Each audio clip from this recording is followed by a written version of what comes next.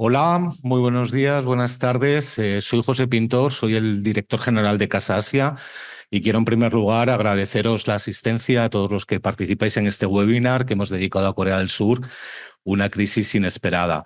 Quiero dar también las gracias, aprovechar esta ocasión para darle las gracias a Ramón Pacheco por su generosidad a la hora de compartir sus conocimientos con nosotros y por supuesto, a Yasmín Paracio, a la coordinadora de Política, Sociedad y Proyectos Educativos de Casa Asia, por haber organizado este webinar. Como todos sabéis, Casa Asia tiene entre sus objetivos acercar el conocimiento de la realidad de los países de la región de Asia-Pacífico a nuestra sociedad, y en ese marco es donde se justifica precisamente la celebración de este webinar, que consideramos especialmente necesaria, ¿no? En este contexto geopolítico convulso, donde además estamos expuestos a una gran cantidad de información, a veces también a la intoxicación informativa, y por eso es tan importante que expertos como Ramón Pacheco nos ayuden a navegar y a entender los acontecimientos que están ocurriendo en este momento en esta región. Corea del Sur es un país que ocupa un lugar central en la actividad de Casa Asia, y este año lo va a ser todavía más, ya que, como algunos sabéis también, se cumplen 75 años de las relaciones diplomáticas entre España y Corea del Sur. Y en ese sentido vamos a tener un gran programa de actividades a lo largo del año que podéis consultar en nuestra web, a través de nuestras redes sociales o a través del boletín de Casa Asia, y en el que va a haber cursos, charlas y conversatorios con escritores de Corea del Sur, y también otras actividades como la celebración del 14º Foro entre España y Corea del Sur a finales del 2025. De nuevo, os agradezco muchísimo vuestro interés. Creo que ha habido más de 300 personas inscritas en este webinar, y le paso la palabra a Yasmín para que introduzca la sesión. Muchas gracias. Muchas gracias, director general José Pintor, por estas palabras de bienvenida en este webinar que, bueno, estrenamos el 2025 para hacer un seguimiento a la actualidad y de la mano del experto, ¿no? Ramón Pacheco, que ya ha participado en otras actividades de Casa Asia, como son los foros España-Corea, algún que otro seminario, presentaciones de libros sobre Corea, la península coreana, que de hecho en junio vamos a tener la oportunidad de presentar su libro junto con Víctor Cha. Y antes de dar la palabra a Ramón, recordaros que Ramón Pacheco es catedrático de Relaciones Internacionales en el King's College de Londres y catedrático de la KF de la Universidad Libre de Bruselas en Bruselas. Y simplemente, pues nada, Ramón nos va a contestar varias preguntas, entre ellas, ¿cuándo podrá Corea del Sur normalizar su situación política? ¿Cuáles van a ser las principales consecuencias de la crisis a nivel político, económico y social? ¿Y cómo va a afectar la crisis a las relaciones exteriores de Corea del Sur en un momento clave en la política internacional, incluyendo sus relaciones con Europa? Así que, sin más dilación, Ramón, te paso la palabra y recordar a los asistentes que pueden realizar las preguntas a través del chat que tenemos habilitados. Tras la exposición de Ramón, pues daremos paso al turno de preguntas. Muchísimas gracias. Ramón, cuando quieras.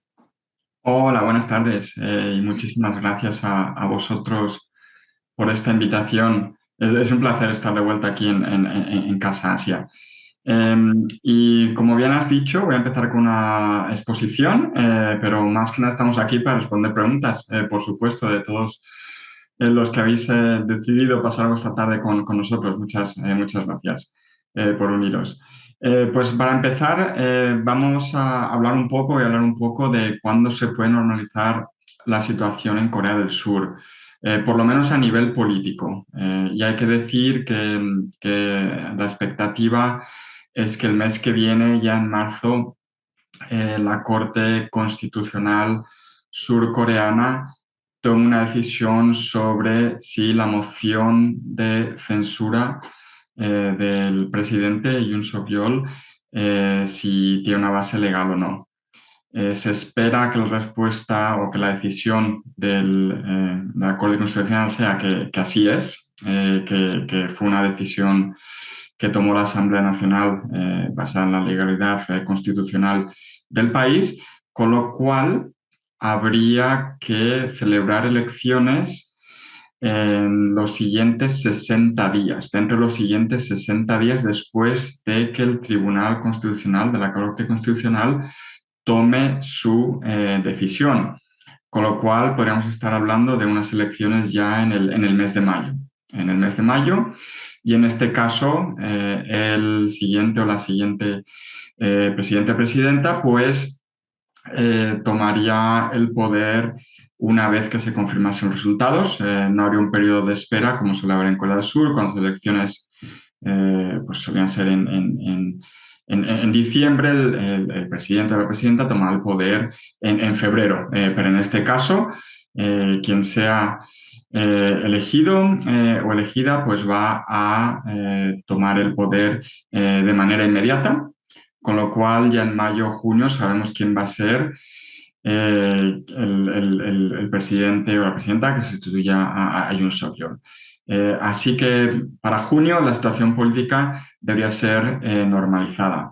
Hay que decir que no va a haber elecciones a la Asamblea Nacional, así que pase lo que pase, en la Asamblea Nacional el movimiento liberal, los distintos partidos liberales, liderados por el Partido Democrático de Corea, van a seguir teniendo una mayoría que les va a permitir definir la agenda política del país, porque si algún candidato conservador que ganase las elecciones, pues en este caso tendría todavía que compartir poder con una Asamblea Nacional en la cual el Partido Liberal tendría la mayoría. Eso hay que tenerlo en cuenta también, porque pueden definir la agenda de quien tome las riendas del poder.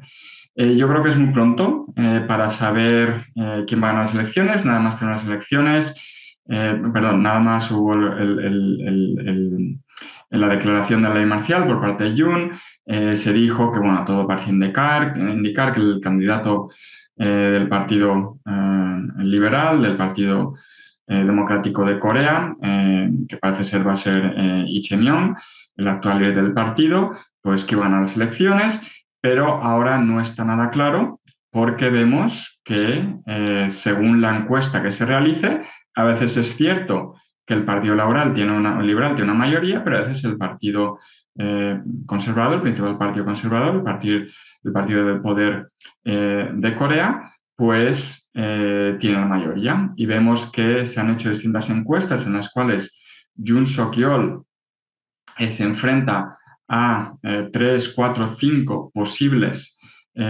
contrincantes del Partido Conservador, y vemos que en algunas encuestas saldría vencedor Lee Jae-myung, pero en algunas otras encuestas su posible contrincante, el líder del Partido Conservador, pues ganaría las elecciones.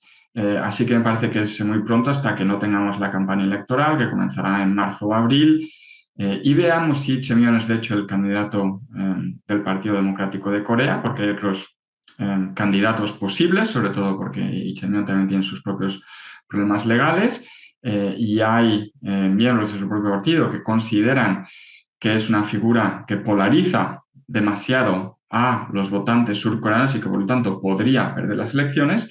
Pues habrá que ver si va a ser el candidato o no. También hay que decir que al mismo tiempo estamos viendo una cierta crisis social y económica, como se puede entender.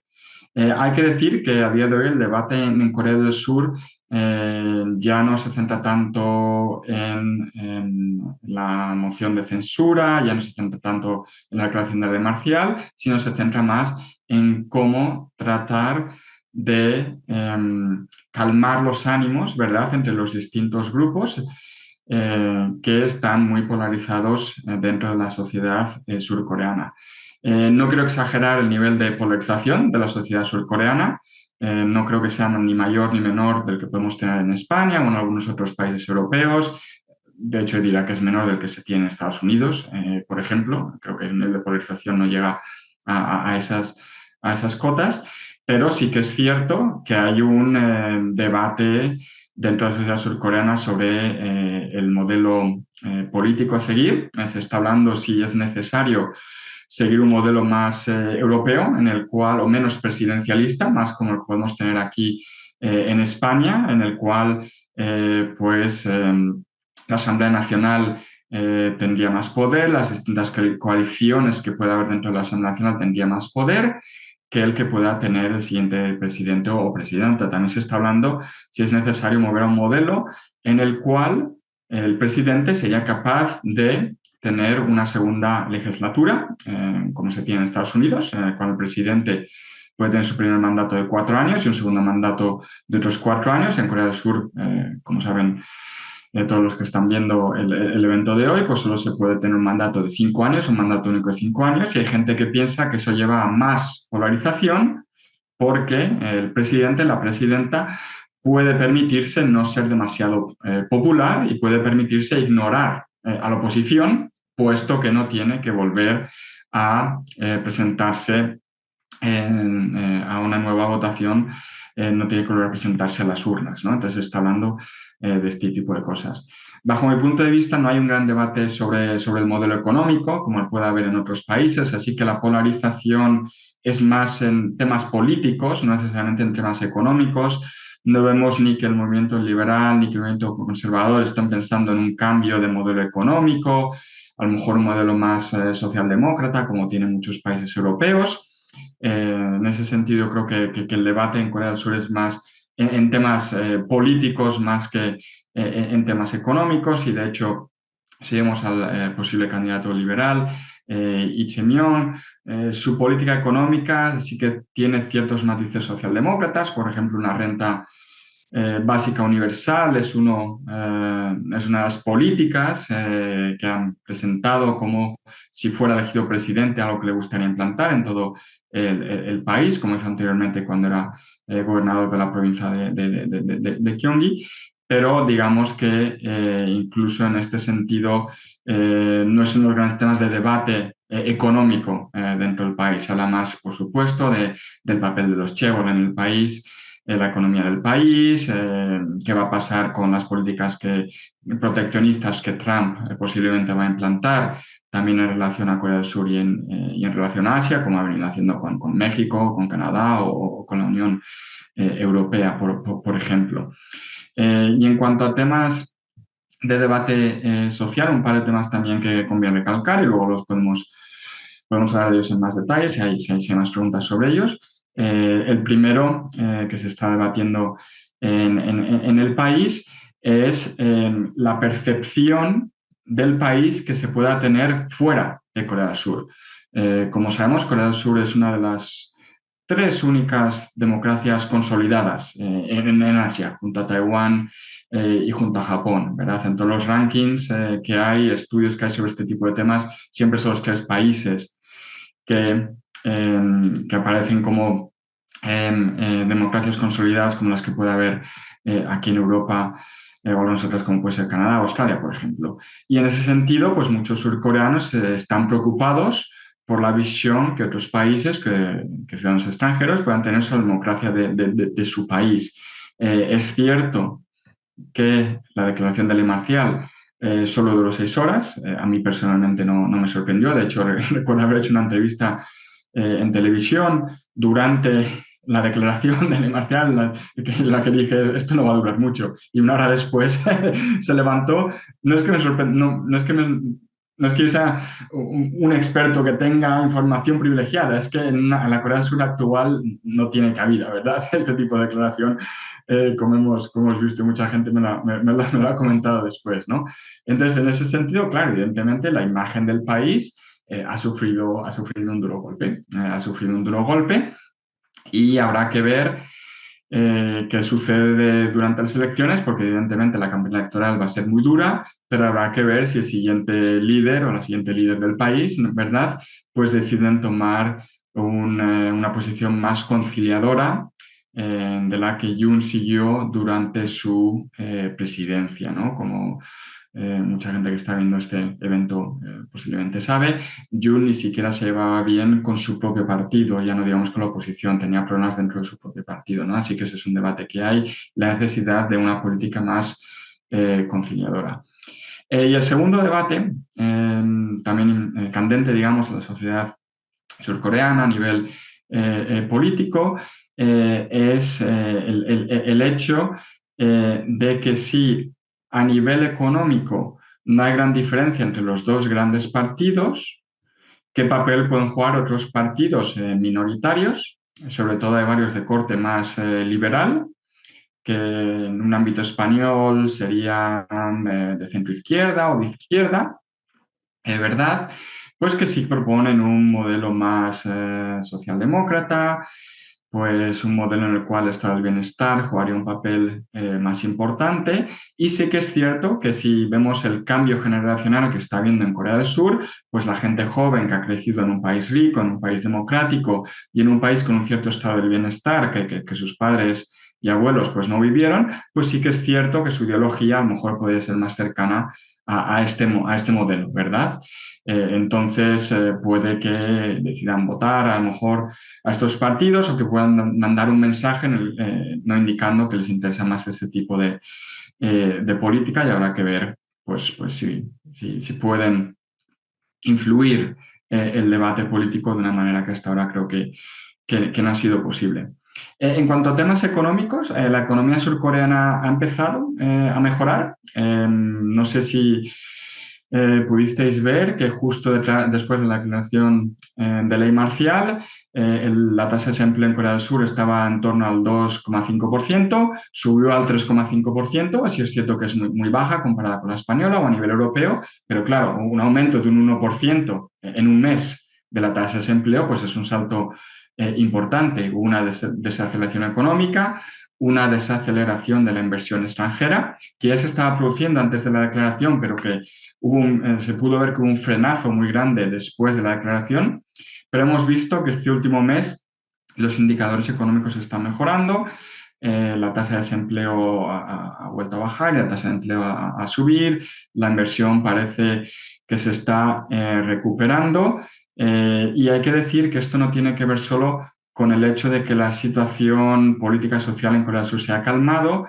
sino también tiene que ver con el hecho de que hay otros países que tienen sus propios problemas. Pues si nos centramos en Asia Oriental, evidentemente China está en plena guerra comercial con Estados Unidos. Entonces, algo muy interesante que hemos visto a lo largo del último año y medio, pero también a lo largo de este último mes, es que inversión que en el pasado hubiera ido a China, ahora está yendo a otros países asiáticos, incluyendo a Corea del Sur.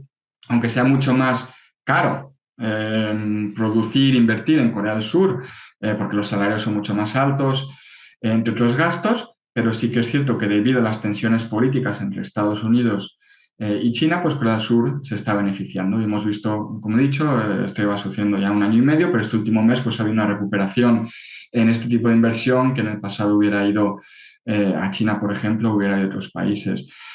También hemos visto que la recuperación económica está viniendo porque el turismo se está recuperando. Pues después de la creación de la ley marcial, mucha gente canceló sus viajes a Corea del Sur, como es entendible, pero vemos que el turismo, aunque ahora es temporada baja en Corea del Sur, ¿no? Debido a que es temporada de invierno, pero sí que es cierto que se está empezando a recuperar.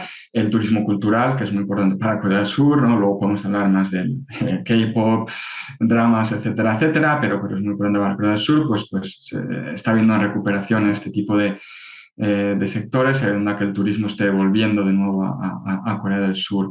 Así que a nivel económico, sí que es cierto que la declaración tuvo su impacto, pero sí que es cierto que ahora se están recuperando los indicadores económicos y bajo mi punto de vista todo parece indicar que va a continuar así durante los próximos meses, pero claro, la gran variable es qué puede decidir Trump hacer en relación con Corea del Sur. Se espera que imponga tarifas, aranceles sobre productos surcoreanos, pero también hay que ver el porcentaje, ¿no? Porque no es lo mismo un 25% que un 10% que un 5%. Así que es algo que tenemos que ver. Y en este sentido, pues estamos viendo, ya me estoy empezando a entrar en temas de política exterior, estamos viendo cómo Corea del Sur, pues como muchos otros países, la verdad, está buscando otros posibles socios comerciales en temas de seguridad, en temas políticos. Esto no es nuevo en Corea del Sur. Ya cuando Xi Jinping tomó el poder en China y siguió una política, digamos, más de confrontación con los países del entorno chino, incluyendo Corea del Sur, cuando Trump tomó el poder por primera vez, pues ya Corea del Sur se tomó más en serio la necesidad de encontrar nuevos socios. Y entre ellos, pues la Unión Europea, la OTAN, son socios prioritarios, no cabe ninguna duda, así como otros países del entorno surcoreano, pues Japón, evidentemente, Australia, incluso países del sudeste asiático o incluso India también. Esto creo que va a continuar, pero creo que se va a acelerar si la política de Trump en Estados Unidos es tan confrontacional como la que está teniendo con Europa. Creo que no va a llegar a la misma cota de confrontación. De hecho, el domingo pasado en Múnich hubo una reunión trilateral entre los ministros de Asuntos Exteriores surcoreano, japonés y de Estados Unidos, ¿verdad? Marco Rubio, ¿no? Y vimos que los tres dirigentes firmaron un acuerdo muy similar a los que firmaba el presidente Biden cuando se reunió con Kishida, el líder japonés, y con Yoon Suk-yeol, el líder surcoreano, hablando de cooperación, de la necesidad de estrechar los lazos económicos, cooperación en temas de tecnología, la amenaza que viene de China, que viene de Corea del Norte. En ese sentido, una posición muy distinta de la que la administración Trump ha tomado con Europa, un tono mucho más conciliador y continuista. Pero dicho esto, en Corea del Sur, aún así, hay una cierta desconfianza, ¿no? Puede que esto sea lo que ha firmado hoy o el domingo pasado Estados Unidos, pero en un mes no sabemos, ¿verdad?, la política que puede seguir Trump, ¿no? Y en este sentido, uno de los grandes debates en temas de política exterior hoy en día es evidentemente Corea del Norte. Corea del Norte, ¿qué puede suceder? Porque Trump ha dejado muy claro que está dispuesto a volver a reunirse con el líder norcoreano, Kim Jong-un. Y como hemos visto en el caso de Rusia y Ucrania, pues Estados Unidos está dispuesto a desplazar a sus socios y reunirse con quien considere necesario sin tener en cuenta la opinión o la política o la posición de sus socios. Y eso es algo que se está debatiendo en Corea del Sur. ¿Qué pasa, por ejemplo, si en un mes Trump anuncia, pues decido que me voy a reunir con Kim Jong-un? La reunión tiene lugar, por ejemplo, antes de que Corea tenga un nuevo presidente o presidenta. Pues Corea del Sur no tendría ni voz ni voto en esa reunión, ¿verdad? Y esto es una gran preocupación en Corea del Sur, que pueda suceder lo mismo que le está sucediendo a Ucrania ahora mismo, a otros países europeos que están apoyando a Ucrania. Y en ese sentido, el hecho de que el presidente Yoon técnicamente sigue siendo el presidente, pero evidentemente no puede tomar ningún papel a nivel de política exterior o de política interna, ¿no?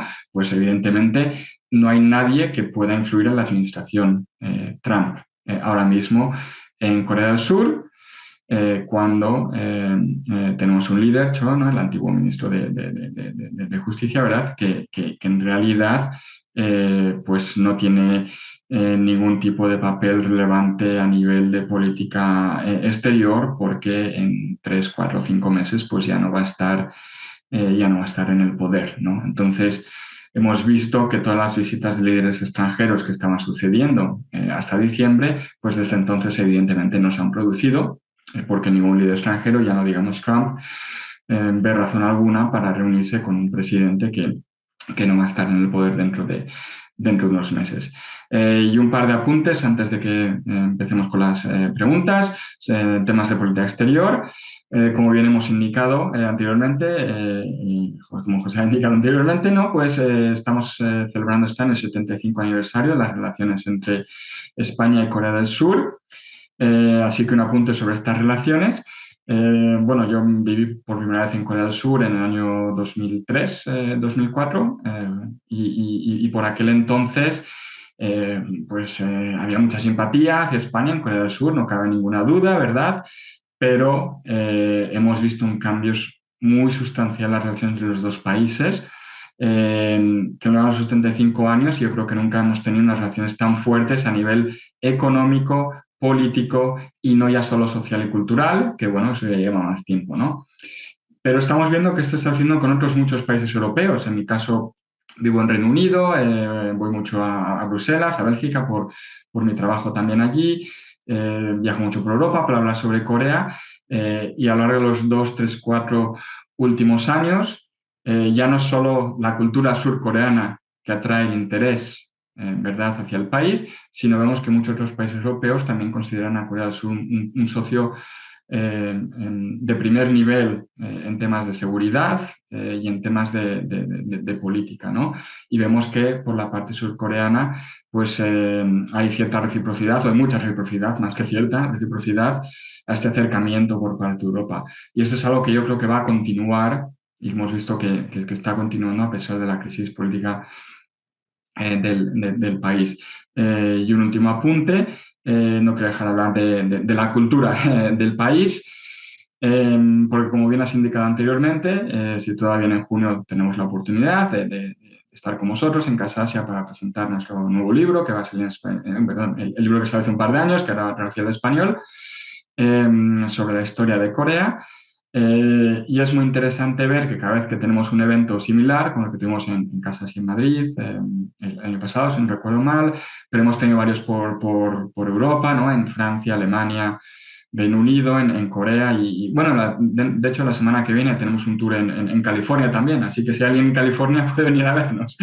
El 80-90% de la gente tiene un interés en Corea por temas culturales, pero curiosamente eso les lleva a tener una mayor dosis de información, ¿verdad?, acerca del país, y nos parece muy interesante que mucha gente lo dice, bueno, estoy interesado en Corea, o empecé a estar interesado por temas de cultura, ¿no? Pero pues ahora me interesa la política, ahora me interesa temas económicos, temas sociales. Así que la cultura en este caso, volviendo al punto inicial con que hemos iniciado hoy la ponencia, ¿verdad? La crisis que vive en Corea del Sur, pues la cultura, digamos que es lo que, bajo mi punto de vista, lo que va a ayudar a que Corea del Sur salga de esta crisis también a nivel internacional, ¿verdad? El hecho de que para mucha gente fuera del país, pues van a seguir viendo a Corea del Sur primero con simpatía, porque les gusta su cultura, y una vez que se adentran ya más en la historia, la política, etcétera, etcétera, del país, pues sí, tiene muchas preguntas, se interesa en muchos temas distintos, pero esa simpatía inicial vemos que no desaparece. Y yo creo que Corea del Sur se va a basar en ello para salir de esta crisis a nivel internacional, sobre todo cuando ya, como he dicho anteriormente, tengamos elecciones y ya sabemos quién va a tomar las riendas del país.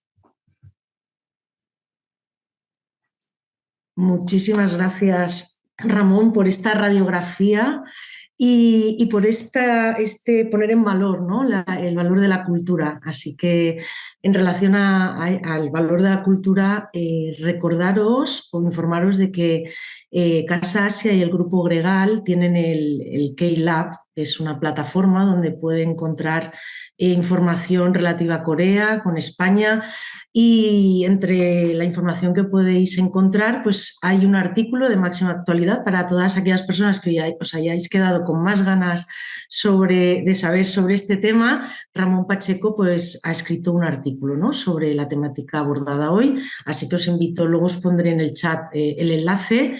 Y sin más dilación, voy a dar la palabra a las preguntas. Así que no sé si nuestro director general, José, tiene alguna. Si es así, pues mientras yo voy consultando el chat, puede aprovechar la oportunidad. No, yo creo que hay muchísimas en el chat. Sí, yo creo que vamos a dejar fenomenal. espacio a los Bien. participantes porque creo que hay muchísimo interés y muchísimas curiosidades que van desde temas de seguridad, veo, a temas institucionales. Y creo Sí. que es el momento, ¿no?, de abordarlas, que seguro que nos dan pie a otras muchas preguntas. Por supuesto, gracias, José. Pues vamos a empezar por la que nos hace Juan Manuel López Nadal, embajador, ex embajador en España, y desde aquí un saludo. Juan Manuel López Nadal pregunta al profesor Pacheco si cree que la combinación de crisis política en Corea del Sur con la entrada en funciones de la segunda administración Trump y la debilidad del gobierno Ishiba en Japón, sin mayoría parlamentaria, puede poner en crisis la estabilidad del triángulo de seguridad formado por Corea, Japón y Estados Unidos, tan importante para la seguridad y la estabilidad en el Indo-Pacífico. Muchas gracias, Ramón. Sí, una pregunta fundamental, en los tres países. Yo creo que la declaración trilateral que vimos este domingo nos lleva a indicar que hay gran interés por parte de la administración Trump en continuar con esta colaboración. No sé si el presidente, la verdad, a lo mejor no vamos a ver cumbres trilaterales como las que vimos con el presidente Biden, pero sí que es cierto que hay interés dentro de su gabinete. De hecho, conozco un par de personas que van a trabajar con Trump, que han trabajado anteriormente con otros presidentes estadounidenses, pero que de hecho ya están trabajando con Trump en temas de Corea y de Asia Oriental, y están trabajando en mantener esta cooperación a nivel trilateral. No solo eso, sino que vemos en Bruselas mucho interés por parte de la OTAN y hasta cierto punto por la Unión Europea en tratar de cooperar con Corea del Sur y Japón, también para crear vínculos con Estados Unidos, ¿verdad? Para demostrar la importancia que tenemos, ¿no?, que tiene la Unión Europea o que tiene la OTAN en temas de política, en temas de seguridad o incluso en temas de economía, ¿no?, si centramos en la Unión Europea, que son de interés para los tres países, para los tres socios. Y en este sentido, en Corea del Sur, por lo menos, no se ve oposición a esta cooperación trilateral, ni por parte conservadora ni por parte de los liberales. Porque se pregunta, bueno, ¿qué piensan los líderes liberales sobre este tema? No están opuestos a la cooperación trilateral. Sí que es cierto que a lo mejor les gustaría, bajo su punto de vista, pues que haya un poco más de reciprocidad por parte de Japón, pero no hasta el punto de romper esta cooperación trilateral, ¿no? Consideran que temas como puede ser, por ejemplo, la compensación económica a los trabajadores que fueron esclavizados, la verdad, durante colonización japonesa de Corea, pues que el gobierno japonés podía haber hecho más, ¿no? Pero no se está hablando de una ruptura de esta cooperación trilateral. Así que yo creo que si Estados Unidos está dispuesto a continuar con ella, lo primero, no creo que ningún presidente surcoreano o primer ministro japonés pues se enfrente a un presidente estadounidense que quiera mantener, o a un gobierno estadounidense que quiera mantener esta cooperación trilateral. Lo segundo, como digo, en el caso de Corea del Sur, es que no hay oposición a este tipo de cooperación. Se ven los beneficios porque a Corea del Sur le permite hablar sobre Corea del Norte, pero sobre todo sobre China, en un foro en el que se siente muy cómodo. Y lo tercero, como digo, hay otros países que están interesados en impulsar esta cooperación. Hace un par de años, por ejemplo, la embajada canadiense, de hecho, me pidió, como no soy ni canadiense ni coreano, me pidió que escribiese un informe sobre la cooperación entre Canadá y Corea del Sur, pero también en clave trilateral, ¿verdad? Con Japón más Estados Unidos, bueno, cuadrilateral en este caso, incluyendo a Canadá, ¿no? Porque Canadá, por ejemplo, está muy interesada en cooperar con los tres en temas de política del Ártico, ¿verdad? Le interesa mucho, ¿verdad? Y también en temas de seguridad económica. Así que vemos que no solo aquí en Europa pensamos que esta cooperación trilateral nos beneficia, ¿no? Y que tenemos que apoyarla, sino que vemos otros países piensan en esta clave también. Y el último punto sobre este tema, que está habiendo relaciones trilaterales a nivel de trabajo entre los tres países. Eso no se ha detenido durante la administración Trump. Muy bien, Ramón, pues gracias, bienvenido de nuevo.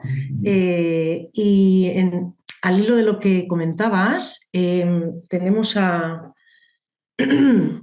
Ricardo Martínez. Se preguntaba si Corea del Sur puede beneficiar a Corea del Sur la política arancelaria de Estados Unidos si determinados agentes económicos desvían inversiones a Corea del Sur en lugar de a Estados Unidos.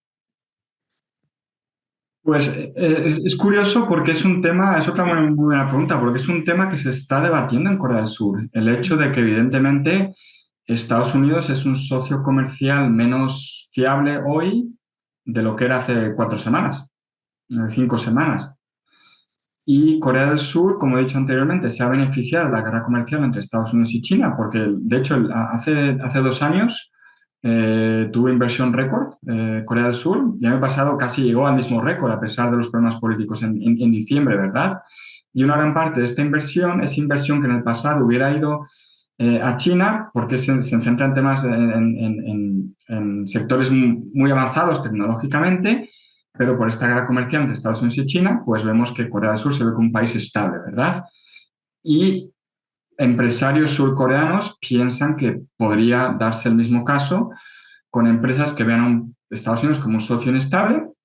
Corea del Sur pues tiene su acuerdo de libre comercio con la Unión Europea, tiene su acuerdo de libre comercio también con Estados Unidos, con China, aunque el de China es un acuerdo de libre comercio, digamos, no es de nueva generación, ¿verdad? Solo se centra en aranceles, pero tiene varios también con países del sudeste asiático, con ASEAN, con Australia, con India, ¿no? ¿Verdad? Entonces, es una política que lleva siguiendo los últimos 20, 25 años más o menos y que parece ser que le está sirviendo en estos momentos para atraer más inversión porque su política económica, como digo, es muy estable. No va a cambiar, da igual quién gane las siguientes elecciones, la política económica no va a cambiar.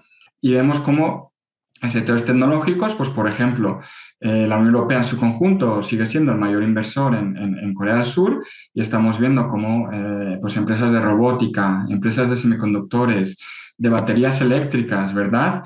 Pues invierten en Corea del Sur porque consideran que es un país estable en ese sentido, a nivel político, que sí, puede sufrir la guerra comercial con Estados Unidos como todos, pero ni más ni menos que otros países. Y Estados Unidos, pues es verdad que cada vez más empresas, ¿verdad? Y países lo ve como un socio menos estable. Y en ese sentido también hay que decir que empresas que todos conocemos, ¿no? Samsung, Hyundai, SK, ¿verdad? Pues son empresas que hemos visto que en sectores como los semiconductores, la robótica, baterías eléctricas que han ido comentando, pero la inteligencia artificial, el 6G, por ejemplo, ¿no? Pues siguen estando entre las más punteras. Entonces yo creo que va a haber empresas y gobiernos extranjeros que se planteen desviar su inversión hacia Corea del Sur. Un último apunte en este tema, ahora Corea del Sur se ha unido a Horizon Europe, ¿verdad? El programa que tenemos de la Unión Europea de investigación, no solo el sector público, sino el sector privado también y el sector universitario, ¿no? Es el primer país asiático, de hecho, que ha pasado a formar parte de este programa. Pues vemos que eso ya está ayudando a que las empresas surcoreanas estén colaborando más, las universidades surcoreanas estén colaborando más con universidades, con el sector público, con el sector privado europeo, ¿no? Este tipo de programas ayuda a Corea del Sur a traer más inversión y a colaborar más en temas de investigación y desarrollo. Y creo que eso sí se puede beneficiar de la inestabilidad política estadounidense. Estoy de acuerdo, sí. Muchas gracias, Ramón. Volvemos a la administración Trump y David Cardero se pregunta si en vistas a una administración Trump que parece abogar por un mayor entendimiento con Pyongyang y la disuasión alargada estadounidense, podría estar en riesgo. ¿Sería deseable una disuasión nuclear propia surcoreana para equilibrar la situación de seguridad en la península? Otro debate fundamental que no es nuevo. Si alguien está interesado, hace 2 años creo que se escribió un artículo sobre este tema en la revista Foreign Policy. Está en inglés, pero se puede encontrar en la revista Foreign Policy, justo sobre este tema. De hecho, creo que fue hace 2 primaveras, así más o menos hace 2 años, porque ya durante la administración Biden se hablaba sobre este tema, pensando que la administración Biden en algún momento, por aquel entonces, en 2 años o en 6 años, no iba a estar en el poder y que Trump podía volver al poder. Y esto es antes de que incluso tuviéramos las primarias en el Partido Republicano, ¿verdad? Pues antes de decir si sería deseable o no, porque eso cada uno tendrá su opinión, hay que decir si es posible o no. bajo mi punto de vista, para todos aquellos que estén opuestos a la proliferación nuclear, la posibilidad es real a día de hoy. La posibilidad es muy real porque tenemos un presidente estadounidense que estoy de acuerdo en que va a tomar un tono más conciliación a Corea del Norte, pero sobre todo no sabemos si va a volver a amenazar con llevarse las tropas que ahora mismo están en Corea del Sur, que hay unas 28.500 más o menos, de vuelta a Estados Unidos, como hizo la última vez o la primera vez que estuvo en el poder, ¿no? Amenazó a Alemania, pero también amenazó a Corea del Sur. Le va a pedir a Corea del Sur que pague muchísimo más, en cualquier caso, por mantener las tropas estadounidenses dentro del país. Si Corea del Sur aceptaría, eso está muy claro, pero aún así la amenaza de que a lo mejor se pueda llevar las tropas de vuelta a Estados Unidos o las pueda reducir de manera muy sustancial, pues está ahí. También tenemos un presidente en Estados Unidos que, como ha dejado muy claro con la OTAN, pues piensa que sus socios tienen que invertir más en su propia seguridad, ¿no? Y en el caso de Corea del Sur, pues invierte, según el año, 2,5, 3,5%, según el cálculo que se tome, de su PIB en el sector de defensa, y Corea del Sur podría plantearse, en el caso de que haya un acuerdo entre Estados Unidos y Corea del Norte, y Trump lleva a cabo esta amenaza, ¿por qué no invertir parte de su presupuesto de defensa en armamento nuclear? Hemos visto que hay dirigentes del Partido Conservador que desde que Trump tomó el poder han estado hablando de ello de manera muy abierta, toda vez que Trump dijo que iba a volver a reunirse con Kim Jong-un. También el Partido Liberal se habló de este tema, pero últimamente ha sido más dirigentes del Partido Conservador, ¿verdad? Pues dirigentes del Partido del Poder de Corea. Yo no entro en si es deseable o no. Muchos surcoreanos, 60-70%, piensan que es deseable porque, al fin y al cabo, Corea del Norte tiene armamento nuclear, pero hay que dejarlo muy claro, esto no es solo sobre Corea del Norte, es también sobre China y sobre Rusia. Y esto hay que dejarlo muy claro, que evidentemente Corea del Sur se centra más en Corea del Norte, pero tenemos un país como Rusia que ha decidido invadir un vecino, Ucrania.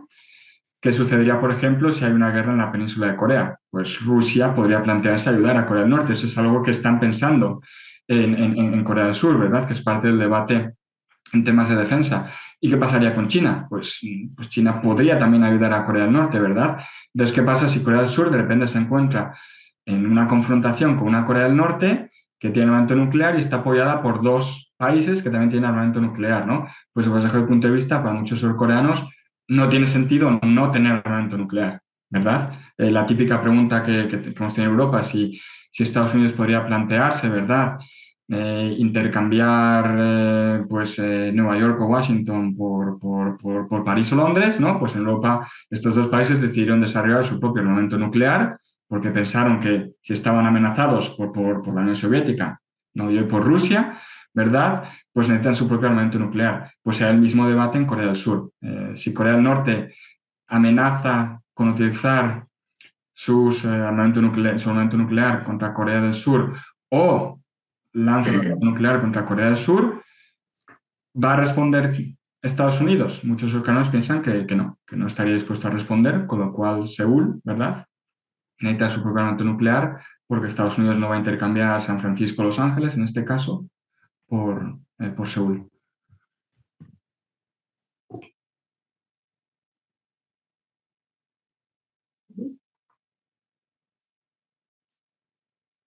Ramón. Hola, gracias. Disculpa, estoy teniendo también problemas con la conexión. Bueno, pues seguimos. Tenemos a David Cardero. Voy a juntar dos preguntas. Una es la de David Cardero, que se plantea: dado el dinamismo de la industria de defensa surcoreana, ¿sería posible replicar la cooperación euroasiática con Corea del Sur, así como Japón, Italia y Reino Unido iniciaron el proyecto de caza de próxima generación FCAS? Y María Pereira te pregunta ¿cuáles consideras que son los sectores económicos más interesantes en Corea del Sur para las exportaciones españolas? Muchas gracias. Pues mira, la primera pregunta, justo ayer, en una reunión que estuve con los miembros del gobierno británico hablaban justo sobre este tema. ¿Por qué no incluir a Corea del Sur? ¿Por qué no incluir a Corea del Sur en la fabricación de este caza? Así que el debate está evidentemente muy abierto. Como digo, justo ayer, pues hablando de este tema, salió que miembros del actual gobierno británico, ¿verdad? Del gobierno laborista, que consideran que tiene sentido incluir a Corea del Sur. Así que la respuesta es sí que podría suceder. No digo que vaya a suceder porque evidentemente los tres socios se tienen que poner de acuerdo. Corea del Sur también tiene que ver si le interesa. Como sabemos, Estados Unidos no está especialmente contento con esta cooperación trilateral, ¿verdad? Entre Italia, Reino Unido y Japón, y podría poner presión sobre Corea del Sur para no unirse a este grupo, pero sí que es un debate abierto. Se está hablando, como sabréis, el caza surcoreano se ha fabricado en cooperación, se ha desarrollado en cooperación con Indonesia, y ahora Polonia, como va a adquirir cazas surcoreanos también, ¿verdad? Ha firmado ya el contrato, pues Polonia también ha planteado la posibilidad de, cuanto menos el mantenimiento, pero también la fabricación de futuras generaciones de este caza, pues el país, ¿no? El gobierno polaco, el anterior y el actual, ¿verdad? Les interesaría, los dos lo han venido a decir, que les interesaría poder desarrollarlo junto a Corea del Sur. Así que hay un debate muy abierto. En Reino Unido y en Estados Unidos, y por lo que tengo entendido en Australia también, se habla de manera muy abierta sobre la posibilidad de que Corea del Sur junto a Japón también se unan al segundo pilar de AUKUS, ¿verdad? Que son todo, como sabéis, pues nuevas tecnologías, no necesariamente cazas, pero tecnologías que se pueden utilizar en cazas o en cualquier otro sistema armamentístico. Así que la respuesta es que sí, es que podría suceder, no digo que vaya a suceder, pero sí que es un debate abierto al más alto nivel dentro de los países que son parte de este grupo de cooperación trilateral, ¿verdad? En cuanto a las exportaciones españolas, voy a dejar de lado las que todos sabemos, ¿verdad? Productos alimentarios, culturales, etcétera, que son muy, muy populares en Corea del Sur. Estamos viendo cada vez más inversión surcoreana en el sector de la batería eléctrica aquí en España, ¿verdad? Se han abierto fábricas en distintas regiones, en distintas comunidades españolas, ¿verdad? Claro, el siguiente paso es la posibilidad de que empresas españolas pues inviertan en Corea del Sur para el desarrollo de nuevas tecnologías, sobre todo en este campo, en el campo de las energías renovables, en el que bajo mi punto de vista Corea del Sur no está entre los países más punteros. Sí que en las baterías eléctricas, pero si necesitamos más en las energías renovables, pues este no es el caso. España es un país puntero en energías renovables, pero también una vez que hay inversión surcoreana en baterías eléctricas, ¿verdad? Aquí en España, pues evidentemente en España vamos a desarrollar vamos a desarrollar una experiencia, ¿verdad? Y una capacidad de desarrollo de nuevas tecnologías que a lo mejor no hubiera sido posible sin esta inversión de Corea del Sur, así que luego se podría llevar inversión española hacia Corea del Sur también, ¿no? Eso hay que tenerlo en cuenta. En el año 2022, ¿verdad? Cuando tuvimos el diálogo entre España y Corea, ¿verdad? Que comenzó Casasia con la función coreana en Seúl, que vino el presidente Sánchez, ¿verdad? Está de viaje por Corea del Sur, pues vimos que, por ejemplo, fue a la fábrica que Samsung tiene en Pyeongtaek de la fábrica de semiconductores. Pues podría darse el caso de que Samsung o SK decidieran que parte de su producción en Europa, pues la quieren realizar en España, semiconductores, porque a estas empresas surcoreanas no les interesa solo tener fábricas en Europa Central y Oriental. Es verdad que la mayoría la tiene allí, en Europa Central y Oriental, pero les interesa diversificar y, por ejemplo, como he dicho, en el sector de las baterías eléctricas, pues están invirtiendo en España. También hay que decir que en cuanto a inversión española hacia Corea del Sur, aparte de estas tecnologías de las que estoy hablando, productos alimentarios y cultura, como he comentado anteriormente, ahora se está hablando mucho de coproducciones de productos culturales. Se está hablando mucho en Corea del Sur. como se dice en Corea del Sur, en este país ya no están produciendo productos culturales surcoreanos, sino productos globales, ¿verdad? que se producen en Corea del Sur, ¿no? Por poner un ejemplo, cada vez una mayor cantidad de series surcoreanas, pues incorporan actores, actrices extranjeros, por ejemplo, ¿verdad? O parte de la trama se desarrolla en países extranjeros, incluyendo en España. Ha habido dramas, ¿verdad?, que se han quedado aquí en España, ¿no? Por ejemplo, en ciudades como Granada, por ejemplo, ¿verdad? Pues se está hablando mucho de esta coproducción y es algo que creo que se podría hacer pues, con el sector audiovisual español, por ejemplo.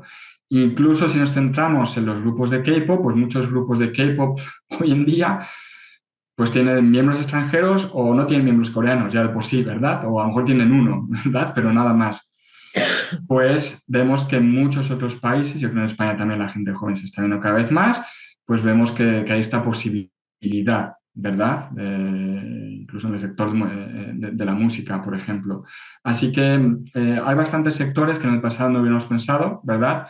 Pero que a día de hoy creo que puede haber inversiones en los dos sentidos. Yo cada vez que voy a Corea, que viajo bastante allí, pues cada vez cuando voy a una universidad a veces a dar charlas, siempre hay estudiantes españoles, ¿verdad? Y muchos de ellos tienen la intención de quedarse ahí, así que eso, no sé si se puede llamar exportación, pero trabajadores españoles mudándose a Corea es cierto que cada vez hay más, ¿verdad? No sé si es una exportación o no, como digo, pero sí que es cierto que en este ámbito también se ve mucho más cooperación que no se veía anteriormente y muchos más trabajadores españoles, trabajadores que se quedan ya a vivir en el país durante varios años, ¿verdad? Muchas gracias, Ramón. Pues creo que tenemos casi la última pregunta. Antes de dar paso a la pregunta, recordaros cómo ha habido tanto interés, ¿no?, la relación de la nueva administración Trump y Corea del Sur. Recordarles que el próximo 20 de febrero tenemos la mesa redonda en el Centro Casa Asia Madrid sobre la nueva administración Trump y Asia-Pacífico. Así que están todas invitados a asistir. Y Juan Manuel López Nadal vuelve a hacernos otra interesante pregunta. Ramón, pregunta Juan Manuel si frente al triángulo Washington-Tokio-Seúl tenemos otro triángulo opuesto Pekín-Moscú-Pyongyang. ¿Cómo se ve desde China el acercamiento bilateral entre Rusia y Corea del Norte, con el envío de tropas norcoreanas a la guerra de Ucrania? ¿No temería Pekín perder su posición preferente y su influencia en Pyongyang en beneficio de Moscú? Creo que sí, y hemos visto que China ha ignorado este tema. Ha ignorado este tema, yo creo, porque está preocupado. A ver, Xi Jinping se ha reunido con Kim Jong-un solo durante los años 2018-19 y hasta cierto punto porque se vio obligado, ¿no? Porque había diplomacia entre Estados Unidos y Corea del Norte, entre las dos Coreas. Entonces, Xi Jinping levantó la mano, o China levantó la mano y dijo, nosotros estamos aquí, ¿verdad? Pero desde que tomó el poder Kim Jong-un, ¿verdad? En el año, bueno, en diciembre de 2011, principios de 2012, hemos tenido, pues eso, 13 años, 14 años en los cuales no ha habido relación entre los dos países. La relación no es buena.